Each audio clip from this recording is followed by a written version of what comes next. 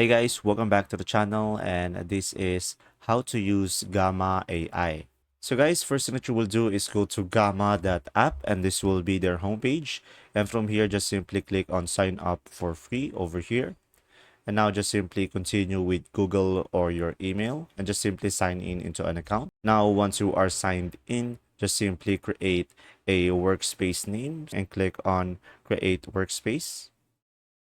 And now I'm gonna go for personal use over here and just simply provide what kind of work do you do, and just simply provide your survey and click on get started. From here, you can paste in text, which is create from notes an outline or existing content, and you can have a generate, so it can create from one outline prompt in a few seconds, or you can import a file or URL. So let's say I'm gonna go for this one, and after that you will have three options. You can go for presentation, web page, and document.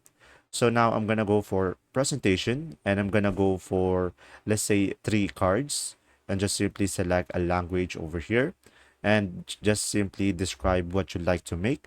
So guys, just simply provide a prompt or a keyword about what you are going to have, and just be more specific and click on generate outline. And from here, as you can see, you will have the outline, and you can just simply add card as well to add another outline based on what you prefer. And down below, you will have the amount of text per card. So you will have brief, medium, and detailed. So let's say I'm going to go for medium. And from here, you will have an option as the image source. So you can go for automatic, web images, and AI images. So I'm going to go for automatic and click on continue over here. So guys, from here, you can choose multiple templates to choose from. So let's say I'm going to go for this basic one and click on generate. And from here, you should be able to make a presentation right away with a image and a very detailed information about your presentation. And now from here on the right side, you can add another card template.